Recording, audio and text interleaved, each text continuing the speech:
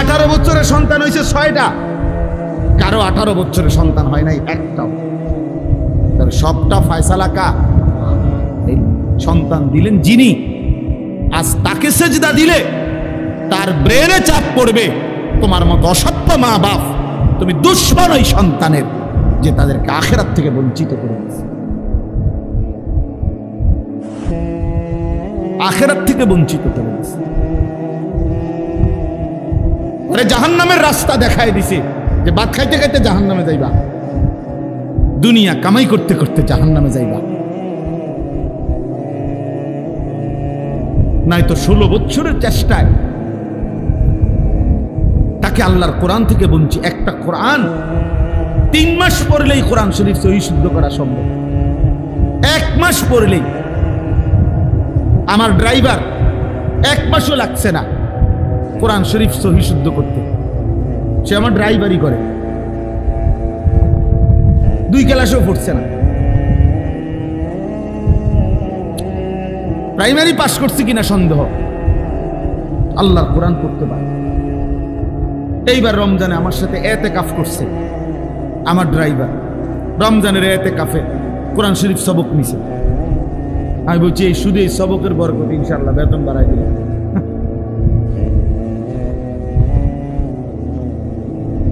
এই জন্য বললাম আল্লাহর কোরআন থেকে, অথচ আল্লাহ তাআলা কোরআনুল কারীমের মধ্যে বলছেন ওয়ালাকাদ ইয়াসসারনাল কোরআনা লিযিকর, আমি কোরআন সহজ করে দিয়েছি, সবার জন্য সহজ, শেখার জন্য, পড়ার জন্য, বুঝার জন্য। এই জন্য প্রিয় ভাই আমার, এ যে কয়জন নওজোয়ান ভাই বসছো এখানে, স্কুল পড়ুয়া, কলেজ পড়ুয়া, ইউনিভার্সিটি পড়ুয়া, আমি অনুরোধ করি সবার কাছে আল্লাহর কোরআন পড়েন। রাসূলুল্লাহ সাল্লাল্লাহু আলাইহি সাল্লামের এক হাদিস পড়েন, কোনো না কোনো ভাবে। সব পড়া ছেড়ে দিতে বলি না আমি, স্কুল পড়া বন্ধ করে দেন, কলেজ পড়া বন্ধ করে দেন, আমি এটা বলি না, কসম আল্লাহর আমি এটা বলছি না। পড়ে কোনো সমস্যা নাই, পড়ো ভাইয়া, কোনো অসুবিধা নাই, তুমি আরো পড়ো, আরো পড়ো, আরো পড়ো, পড়াই তো দরকার। এই পৃথিবীতে সবচেয়ে প্রথম, সবচেয়ে বেশি পড়ালেখার গুরুত্ব দিয়েছে যেই ধর্ম, সেটা ইসলাম। ইসলাম যেদিন পৃথিবীতে আমাদের নবী সাল্লাল্লাহু আলাইহি ওয়াসাল্লামের মাধ্যমে আল্লাহ তাআলা যেদিন পৃথিবীতে এই ইসলামকে, এই দ্বীনকে পরিচিত করছেন, সেদিনের প্রথম শব্দই ছিল ইকরা। এই কথার দ্বারাই ইসলাম পৃথিবীতে কি হয়েছে? আলোর মুখ দেখলো। এই কথার দ্বারাই কোরআন নাজিল শুরু হইল। এই কথার দ্বারাই পৃথিবীবাসী জানলো যে তিনি আল্লাহর রাসূল। তাইলে ইকরা, পড়ো, পড়ুন। তাহলে প্রথম দিনে ইসলামের সবক পড়া। পড়তে তো নিষেধ না, পড়তে তো মানা না, কিন্তু আল্লাহকে ছেড়ে দেওয়া কেন? কোরআনকে ছেড়ে দেওয়া কেন? নামাজকে ছেড়ে দেওয়া কেন? আখিরাতকে ভুলে যাওয়া কেন? তাইলে এটা কি শিক্ষা হইল? কি শিখানো হইল? এই জন্য আমি আপনাদের কাছে এতগুলো কথা বলার দ্বারা আমার উদ্দেশ্য এই কথা বুঝানো, প্রত্যেকে, বাবারা, চাচারা, বয়স্করা, যে মুসলমান সে মূর্খ হইতে পারে না। কোরআন শরীফ পড়তে জানে না, কোরআন শরীফ দেখে দেখেও পড়তে পারে না, এটা কোনো জাতের মুসলমান না, এটা প্লাস্টিক, বাদ খাই না মুসলমান, ফালতু লোক, এটা আকামলা মানুষ। এটা এখন কোনো জীবনের কোনো নিজের ধর্মের কোনো গুরুত্বই বোঝে নাই এই বেটা। রাসূলুল্লাহ সাল্লাল্লাহু আলাইহি সাল্লামের মহব্বত, আল্লাহর কোরআন যে দেখে দেখেও পড়তে পারে না, আমি বললাম তার কলিজার ভিতরে আল্লাহর রাসূলের ভালোবাসা বলতে কিচ্ছু নাই, কিচ্ছু নাই, কিচ্ছু নাই, কিচ্ছু নাই মিয়া। আমি বললাম, আপনি চ্যালেঞ্জ করেন। আমার নাম আনিসুর রহমান, আমি বললাম। কারণ রাসূলুল্লাহ সাল্লাল্লাহু আলাইহি সাল্লাম এই পৃথিবীতে, কোরআনুল কারীম আল্লাহ তাআলা 4 বার বলছে এই পৃথিবীতে নবীজিকে, রাসূলকে আমি পাঠিয়েছি 1 নাম্বার যে উদ্দেশ্য, সেটা হলো ইয়াতলু আলাইহিম আয়াতিহি, কোরআনুল কারীমের তেলাওয়াত। নবীর সাথে উম্মতের প্রথম সম্পর্ক কোরআনের তেলাওয়াত। প্রথম সম্পর্ক। কোরআনুল কারীমের তেলাওয়াত জানেন না, রাসূলুল্লাহ সাল্লাল্লাহু আলাইহি সাল্লামের সাথে কোনো সম্পর্কই আপনার হলো না, আপনি তো প্রথম নাম্বারে ফেল। কোরআন শরীফের আয়াত, লাকাদ মান্নাল্লাহু আলাল মুমিনিন ইদ বাআসা ফীহিম রাসূলাম মিন আনফুসিহিম ইয়াতলু আলাইহিম আয়াতিহি। কিভাবে আপনি নবীকে ভালোবাসবেন? নবীজির এক নাম্বার মিশন ছিল কোরআন তিলাওয়াত। আমার শায়েখ আল্লামা মুফতি মুশতাকুর নবী সাহেব হুজুর এটা বুঝায় বলছে যে মানুষের মধ্যে সম্বোধন তিন ধরনের, আমি, তুমি, সে। মানুষ এই তিনটাই বুঝায়, আমি, তুমি, সে। কোরআনুল কারীমের মধ্যে আল্লাহ তাআলা এই তিন শব্দেই কোরআন তেলাওয়াতের কথা বলছে। ইয়াতলু আলাইহিম আয়াতিহি, সে কোরআন তেলাওয়াত করবে। উতলু ইলাইকা মা উহিয়া মিনাল কিতাব, নবীকে বলছে তুমি, আপনি কোরআন তেলাওয়াত করেন। আবার নবীজি বলছে আমার আল্লাহ আমাকে আদেশ করছে আন আতলু আল কোরআন, আমি যেন কোরআন পড়ব। তাহলে কোরআন পড়ব আমি, কোরআন পড়বেন আপনি, কোরআন পড়বে সে। আমি, তুমি, সে, সবাই কোরআন পড়বে। কোরআন পড়বে কে বলেন না? আমি, আর কে? তুমি, আর কে? সে। তাইলে কোরআন আমিও পড়ব, আমার বাপও পড়বে, আমার মাও পড়বে, আমার স্ত্রীও পড়বে, আমার ছেলেটাও পড়বে, আমার মেয়েটাও পড়বে, আমার নাতিও পড়বে, আমার নাতনিও পড়বে। আমি, তুমি, সে, সবার জন্য কোরআন। আমিও মুসলমান, সেও তো মুসলমান, তুমিও তো মুসলমান, কোরআন পড়বে না? আচ্ছা, এই বিষয়টার উপরে এতটা গুরুত্ব এখন কেন দিলাম হঠাৎ এই এখনকার বয়ান? আপনাদের কাছে রাগ হয়ে না, আমার একটা কারণ আছে। এই মসজিদে যারা নামাজ পড়েন, দয়া করে আপনারা একটু হাত উঠান।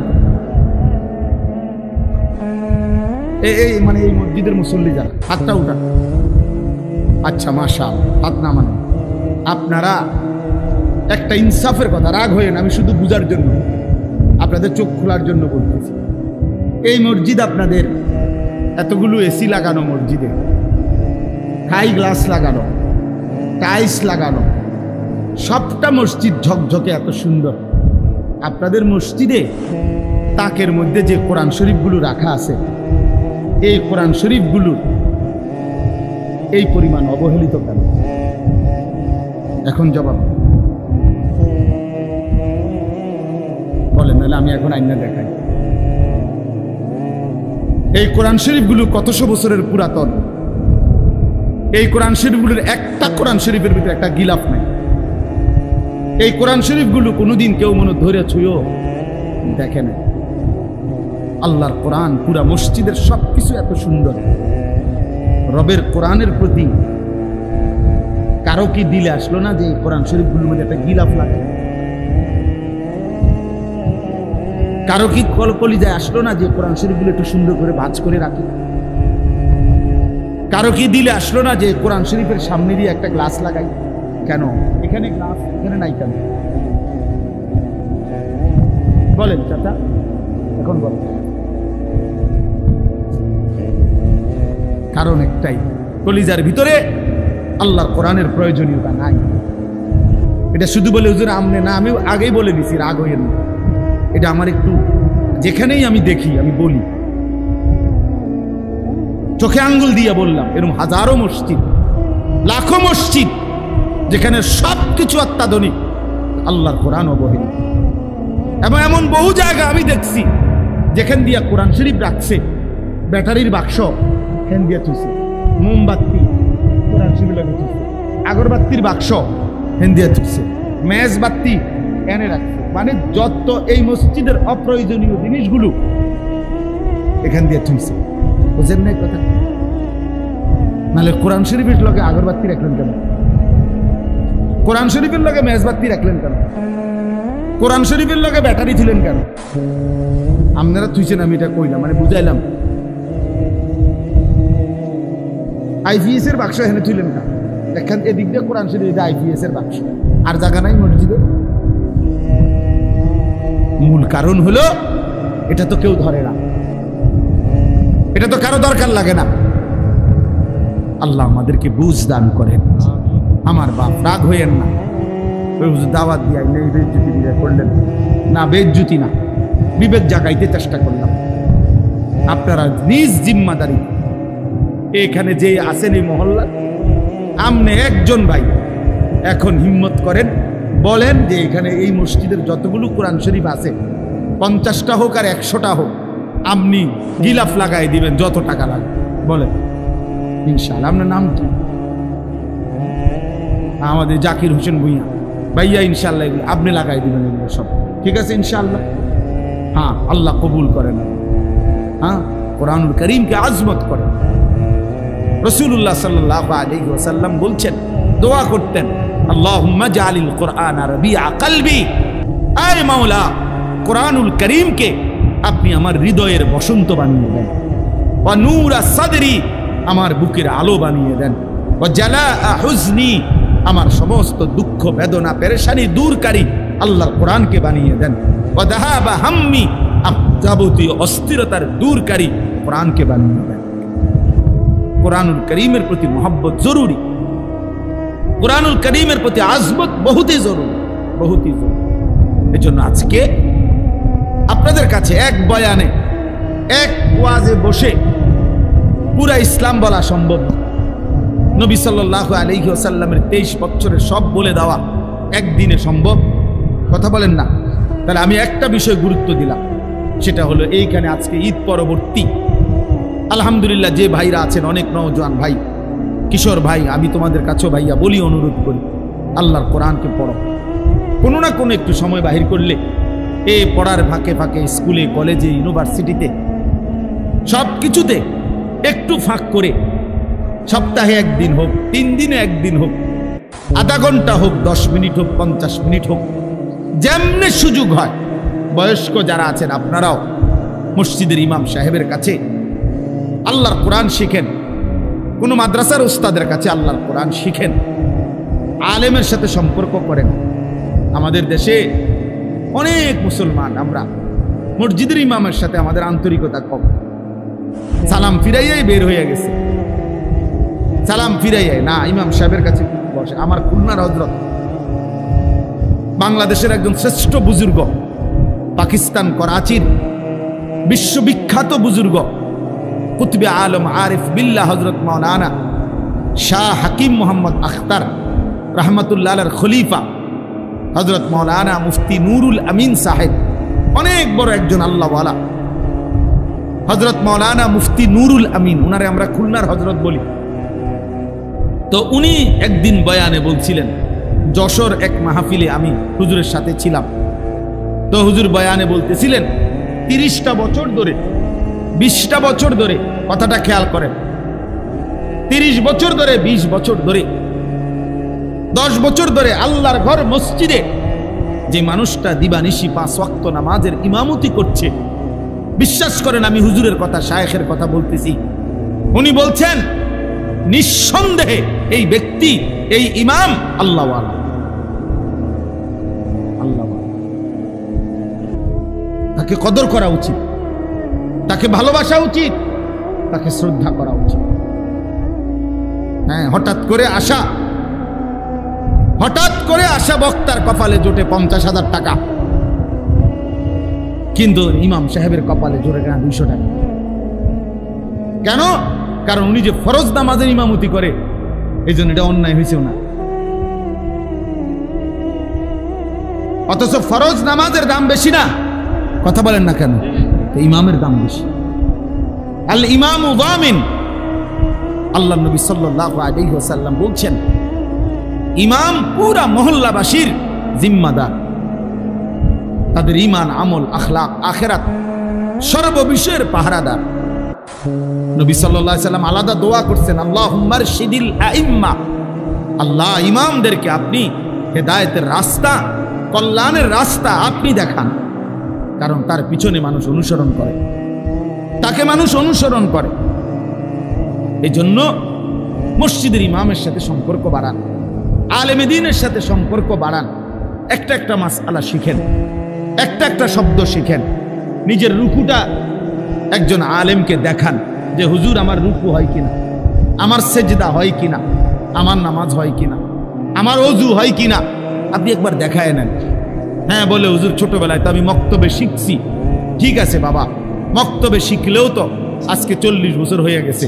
50 বছর পরে আপনার বেখেয়ালে কোনো ভুল তো থাকতে পারে। এখন যদি শুধরায় নেয়, আখেরাত সুন্দর হয়ে গেল। কবরে গিয়া অনুভব করিলে সুন্দর করার তার সুযোগ হলো না। পরকালে গিয়ে তো আপনি বুঝবেন, কিন্তু লাভ তো হবে না। কোরআন শরীফে কথা স্পষ্ট আছে, প্রত্যেকটা নাফরমান হাসরের ময়দানে তার সমস্ত পাপের কথা মনে পড়বে। ওয়াজিআ ইয়াউমাইদিন বিজাহান্নাম ইয়াউমাইদিন ইয়াতাযাক্কারুল ইনসান ওয়া আন্না লাহু যিকরা। আল্লাহ বলে হাসরের ময়দানে যখন ফেরেশতারা জাহান্নামকে টেনে আনবে, সবার সামনে এনে দাঁড় করাবে জাহান্নামকে, জাহান্নামকে টাইনা আনবে। এই যে মনে করেন এটা সাউন্ড বক্স, এটা যেরকম আমরা এখন সবাই দেখতেছি, এরকম জাহান্নামকে টেনে এনে দাঁড় করাবে ফেরেশতারা। কোরআন শরীফের আয়াত।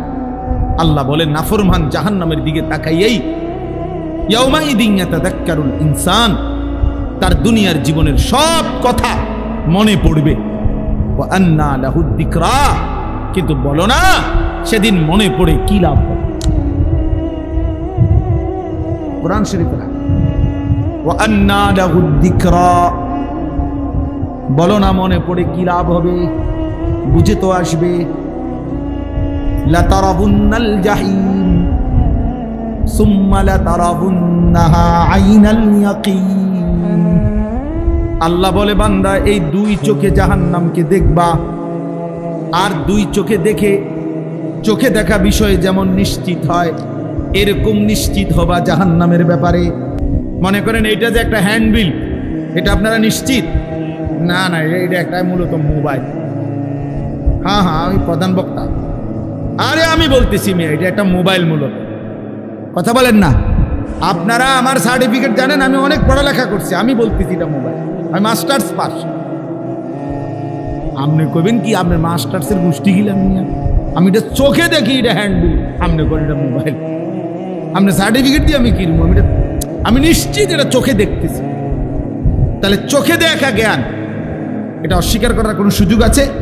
আল্লাহ তাআলা বলে জাহান্নামকে এভাবে চোখে দেখবা আর চোখে দেখে নিশ্চিত হবা, কিন্তু বান্দা আফসোস তো করবা। লাভ কি? লাভ কি? লাভ কি হবে? লাভ কি হবে? হায় ছেলেরা, তোমরা যদি বুঝতা ভাই কি পরিমাণ মোবাইল, ছবি, নারী, অস্থির দৃশ্য। কেনই দেখো, কারে দেখো, কার মারে দেখলা, কার বোনরে দেখলা, কেন দেখো? 18 বছরের যুবক, তোমার এত নারী দরকার, এত উলঙ্গ ছবি দরকার? এত অল্প বয়সে যদি এত বড় অসভ্য হয়ে যাও, বাকি জিন্দগি কেমনে পার করবা ভাইয়া? 16 বছরে যদি এত উলঙ্গ ছবি দেখে ফেলো, হায় হায়, বাকি জীবন কি করবে? 18 বছর না যাইতেই যদি এত সারা রাত মোবাইলে নারীর ছবি, নাচ, গান, উলঙ্গ দৃশ্য দেখো, হায় হায় জানোয়ার, আগামী জিন্দগি কেমনে চালাইবে?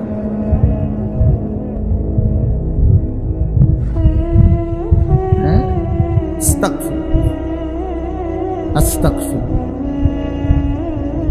আজকের পত্রিকা আসছে ইসরায়েলের ইহুদি কুত্তারা এই মুহূর্ত গাজার ফিলিস্তিনের মুসলমানকে এভাবে বোমা হামলা করছে।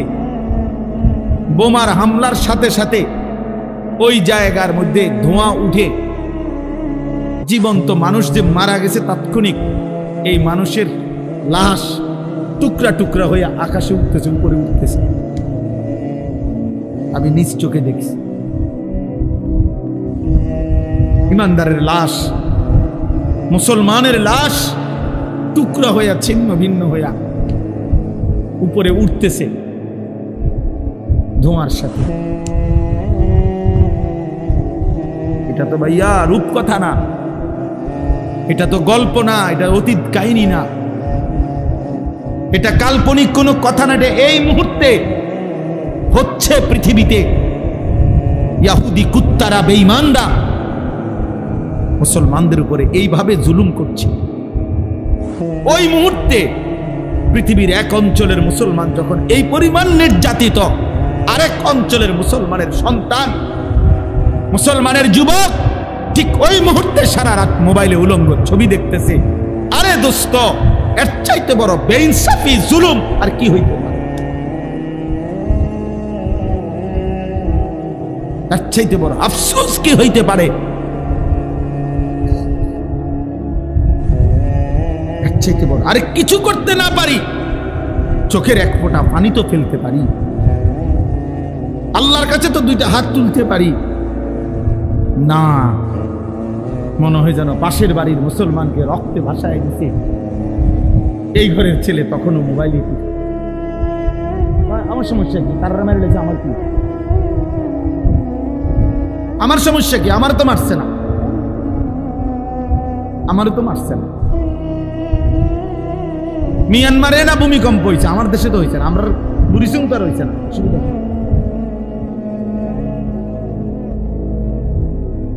এই জন্য ভাইয়া ভাবা উচিত, আমরা ভাবা উচিত, আমরা ভাবা উচিত। প্রতিনিয়ত প্রতি মুহূর্তে মুসলমানের উপরে জুলুমের মাত্রা, নির্যাতনের মাত্রা বেড়ে যাচ্ছে। কোনো ভদ্রতা, কোনো সভ্যতা, কোনো মানবতা এই ইহুদি কুত্তাদের কাছে নাই,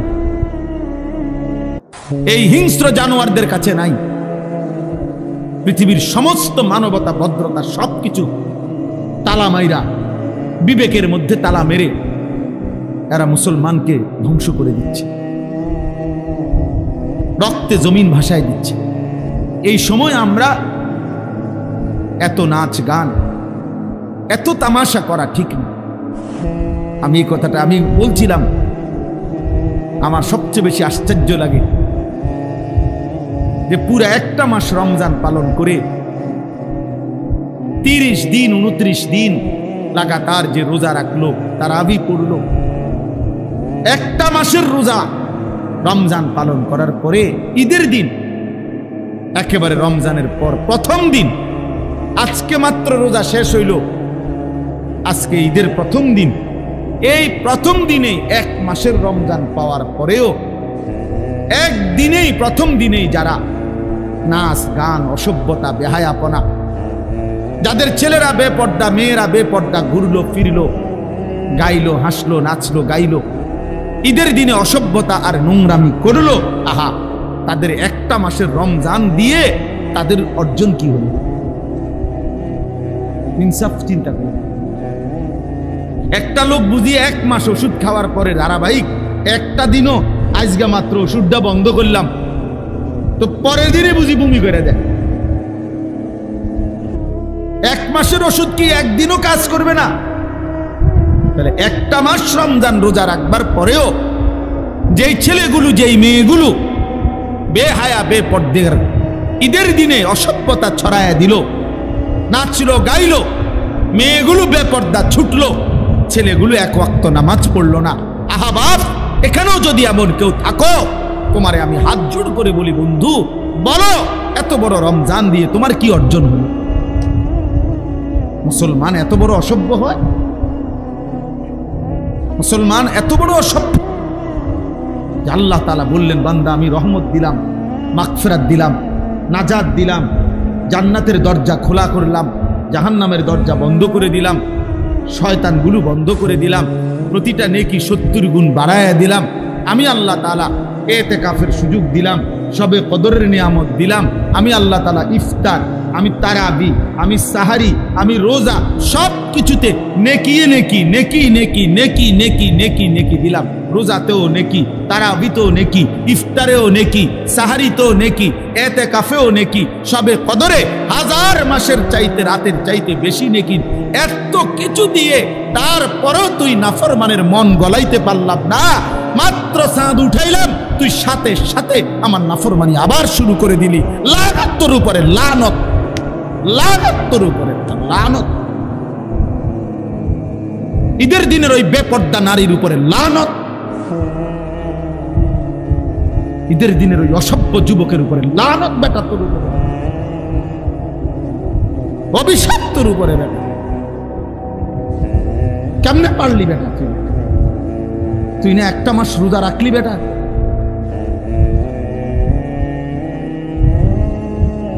একদিনও কি মানুষ গুনাহ থেকে বাঁচে না? আল্লাহ আমাদেরকে বিবেক দান করেন, আল্লাহ আমাদেরকে বুঝ দান করেন। তাহলে আমার কথা শেষ। আল্লাহ তাআলা বলছেন, এই যে আয়াত আমি পড়ছি, এই আয়াতের মধ্যে আল্লাহ তাআলা বলছেন, ইউরিদুল্লাহু বিকুমুল ইউসরা ওয়ালা ইউরিদু বিকুমুল উসর। আল্লাহ বলে, বান্দা বিশ্বাস করো, শরীয়তের নামে, বিধানের নামে আমি কোনোটাই তোমাদের জন্য কঠিন করি নাই, সহজ করেছি। সহজ করেছি বান্দা। আমি একটা হুকুম আমার বান্দার উপরে আমি আল্লাহ কঠিন করি নাই, আমি সহজ করেছি। কাজেই বলি তুকমিলুল ইদ্দাতা, আমার রোজার মাসটা রমজান সবগুলো হুকুম আহকামের মাধ্যমে একেবারে গুনে গুনে পূর্ণ করো। আল্লাহ বলছে রোজা পুরা রাখো, ইফতার, তারাবি, সাহারি, এতেকাফ, শবে কদর সবগুলো হুকুম আহকাম পূর্ণ আদায় করো। আর বলি তুকাব্বিরুল্লাহ আলা মা হাদাকুম, আমি যে তোমারে হেদায়েত দিলাম, রমজান দিলাম, এতগুলো নিয়ামতের, এতগুলো আমলের, এতগুলো নেকির সন্ধান দিলাম, এই জন্য ঈদের দিনে তুমি আমার তাকবীর আল্লাহু আকবারের আওয়াজ বুলন্দ করো। এই জন্য ঈদের দিনে আমরা কি পড়ি? সুন্নাত আল্লাহু আকবার, আল্লাহু আকবার, লা ইলাহা ইল্লাল্লাহু আল্লাহু আকবার, আল্লাহু আকবার ওয়ালিল্লাহিল হামদ। তাহলে আল্লাহ ঈদের দিনে বলল তাকবীর দিতে, তোমারে কি ডেক্সেট বাজাইতে বলছে হারাম? তুমি ডেক্সেট বাজাই লাগা, তুমি মানুষের বেটির ফিসে 8 লাগা। তোমার মেয়ে বেপর্দা বের হলো কেন? এই বাপ, যাদের মেয়ে বেপর্দা বাইর হলো, আপনি কিসের বাপ হইলেন মিয়া? আকামলা মিয়া, কিসের বাপ হইলেন আপনি মিয়া? যার স্ত্রী বেপর্দা, তুমি বেটা কিসের স্বামী বেটা? তুমি অপদার্থ, আত্মমর্যাদা নাই বেটা তোর, বেটা গায়রাত নাই বেটা তোর বেডিরে। সারা মহল্লার মানুষ দেখে বেটা, সব বখাটে দুশ্চরিত্র যুবক বেটা, টিটকারি মারে, ইটকারি মারে, তুই বেটা বে করে থামা বেটা। আহাম্মা, এ তো বেগায়রাত মানুষ, আত্মসম্মানহীন মানুষ। যার ভিতরে ভদ্রতা আছে, আত্মমর্যাদা আছে, তার স্ত্রী বেপর্দা হতে পারে না। যার ভিতরে প্রেস্টিজ আছে, তার মেয়ে বেপর্দা হতে পারে না বেটা। এটা আত্মসম্মানের ব্যাপার। আমার মেয়ে গ্রামের সবাই, সব পোলাফাইন তার পিছনে হাঁটবে, তারে টিটকারি করবে, আমি কি বাপ হইলাম? আল্লাহ তাআলার জন্য বলছে ওয়ালি তুকাব্বিরুল্লাহ আলা মা হাদাকুম, তাকবীর বলো, তাকবীর, আল্লাহু আকবার বলো, আল্লাহু আকবার। আমারে ডাকো ঈদের দিন, আমারে ডাকো ঈদের দিন, আমারে ডাকো। ঈদ কারো বাপের দেওয়া না, ঈদ আল্লাহর দেওয়া। কথা বলেন না? ঈদ রাসূলুল্লাহ সাল্লাল্লাহু আলাইহি ওয়াসাল্লামের ঘোষণা করা। তাহলে কারো মন মতো ঢাক বাজাইয়া, ঢোল বাজাইয়া, বাদ্য বাজাইয়া, গান বাজাইয়া, ডেক্সেট বাজাইয়া ঈদ পালন করিলা, গুনাহের মাধ্যমে ঈদ দিলেন আল্লাহ, আর আল্লাহর দেওয়া ঈদ পালন করিলা আল্লাহর নাফরমানির মাধ্যমে। এটা কি ইনসাফ? এটা কিভাবে ইনসাফ হলো বলেন? আল্লাহ আমাদেরকে বিবেক দান করে। ওয়ালাআল্লাকুম তাশকুরুন, আল্লাহ তাআলা বলেন, আর এই রমজান পেয়ে তুমি আমার শুকর আদায় করো। আমি তোমারে হায়াত দিছি, তুমি জানো পুরা রমজানে আমি বহু লোককে কবরে নিয়ে গেছি, কিন্তু তোমারে আমি মৃত্যু দেই নাই, পুরাটা মাস হায়াত দিলাম। অতএব এই পুরা মাসের হায়াত পেয়ে তুমি আমার শুকর আদায় করো। আল্লাহ, আপনি আমারে হায়াত দিছেন, আপনি আমারে বাঁচায়া দিছেন, আপনি আমারে রহম করছেন, ফলে আমি রমজান পেলাম, রহমতের অংশও পাইছি, মাগফিরাতের অংশও পেয়েছি, নাজাতের অংশও পাইছি, শবে কদরের রাত্রিও জাগতে পারছি, ইতিকাফও করতে পারছি, তারাবিও পড়লাম, ইফতারও করলাম, সাহারিও খাইলাম, রোজাও রাখলাম। মাওলা, তোমার শুকর মাওলা। তুমি হায়াত না দিলে আমি কেমনে করতাম? তুমি জীবন না দিলে আমি কেমনে করতাম? আমি যেদিন চাঁদ উঠে এবছর, সেদিন আমি মদিনা শরীফ ছিলাম। এবার রমজানের চাঁদ উঠে যখন আমি উমরায় ছিলাম, তখন মদিনায় ছিলাম। আমার শায়েখ আল্লামা মুফতি মুশতাকুল নবী সাহেব সহ আমরা অনেক বিরাট কাফেলা তখন মদিনায় ছিলাম। তো মাগরিবের আগ টাইমে নবী সাল্লাল্লাহু আলাইহি সাল্লামের রওজা শরীফের পিছনে আমরা বসা। এই সময় মাগরিবের আজান হইছে, তো একটু দেরিতে নামাজ শুরু হইছে। ইমাম সাহেব রোজার উপরে যে আয়াত কুতিবা আলাইকুমুস সিয়াম মাগরিবের নামাজে এটাই পড়ছে, আমরা বুঝছি চাঁদ উঠছে, নাই তো উনি এই আয়াত এখন পড়তো না। তো চাঁদ উঠছে, তো সালাম ফিরাইয়া এবার মুয়াজ্জিন জানাজার ঘোষণা দিছে। জানাজা মক্কা মদিনায় প্রত্যেক ওয়াক্তেই কি হয়, জানাজা হয়। তো জানাজার ঘোষণা দিছে, আর ঠিক ওই টাইমে আমার হুজুর আল্লামা মুফতি মুশতাকুন নবী সাহেব হুজুর আমার হাতে ধরে বলতেছে, মাওলানা, একবারে কাঁদা কাঁদা সুরে, মাওলানা এই মানুষগুলো এখন যাদের জানাজা হবে, আহা গত 2 মাস যাবত তারাও রমজানের আশায় দোয়া করছিল, তারাও তো দোয়া করছিল, আল্লাহুম্মা বারিক লানা ফি রাজাবা ওয়া শাবান ওয়া বাল্লিগনা রমাদান। বলতেছে মাওলানা আজ তো চাঁদ উঠলো, কিন্তু তারা তো কবর উঠল, তারা তো রমজান পেল। এজন্য বন্ধু আল্লাহ তাআলা দয়া করে তোমারে আমারে রমজান দিছে, আল্লাহ হায়াত দিছে, ওয়া লাআল্লাকুম তাশকুরুন। এজন্য আল্লাহ বলছে, বান্দা আমি হায়াত দিছি, আমি তৌফিক দিয়েছি, আমি সুস্থতা দিয়েছি, আমি আফিয়ত দিয়েছি, অতএব আমার শুকর আদায় করো, আমার বিরোধিতা করো না, আমার নাফরমানি করো না, আমার অবাধ্যতা করো না। অথচ আমরা এতটা মায়া করে আল্লাহ বললেন, আর আমরা ঈদের দিন মানে রমজান শেষ হইতে না হইতেই আল্লাহকে বৃদ্ধাঙ্গুলি দেখাইয়া আল্লাহর নাফরমানি শুরু করি। আল্লাহ আমাদেরকে বুঝ দান করেন, আল্লাহ আমাদেরকে বিবেক দান করেন, গুনাহ থেকে বাঁচবার তৌফিক দান করেন। আজকে কি কথা হইল? 1 নম্বর কথা হইল কোরআন সুন্নাহর ইলম, জ্ঞান কোরআন সুন্নাহর অর্জন করা আমাদের প্রত্যেকের উচিত। 2 নম্বর, প্রত্যেকে জওয়ান বুড়া নারী পুরুষ ছোট বড় প্রতিটি মুসলমান আল্লাহর কোরআন সহি শুদ্ধ শেখা উচিত, ঠিক কিনা বলেন না? 3 নম্বর, আমাদের উচিত ছিল রমজানকে কদর করা, আমাদের উচিত ছিল ঈদের দিনে আল্লাহর নাফরমানি না করা। শেষ কথা হলো আমাদের উচিত আল্লাহ তাআলার শুকর আদায় করা, যে আল্লাহ আমারে এখনো হায়াত দিছেন। আর শুকর মানে আল্লাহর আনুগত্য করা, আল্লাহর নাফরমানি ছেড়ে দেওয়া। আল্লাহ আমাকে, আমার যুবক ছেলেদেরকে, বয়স্ক বাবাদেরকে, পর্দার আড়ালের মাদেরকে সবাইকে তৌফিক দেন, কবুল করেন, আমিন। আলহামদুলিল্লাহি রাব্বিল আলামিন। মৌলায়ে করিম আপনি মাফ করে দেন, রব্বে করিম আপনি মাফ করে দেন, মেহেরবান। আল্লাহর কোরআনকে, আল্লাহর দ্বীনকে অবজ্ঞা করতে নাই। এক তো আমি শুনলাম না, আমি ছিলাম না, খালাস, কোনো অসুবিধা নেই। এখানে সবাই আসতে হবে মহল্লা বাধ্যতামূলক, এমন কোনো বিষয় না। এটা ফরজে আইন না যে সবাইকে বাধ্যতামূলক। এখনকার ওয়াজে যদি না বসে কবিরা গুনাহ হবে এমন কিছু না, সওয়াব হবে, আসলে শুনলে নিজের উপকার হবে। কিন্তু আল্লাহর কোরআনকে অবজ্ঞা করা, অবহেলা করা, এটা অনেক বড় অপরাধ। এজন্য এটা খুব জরুরি।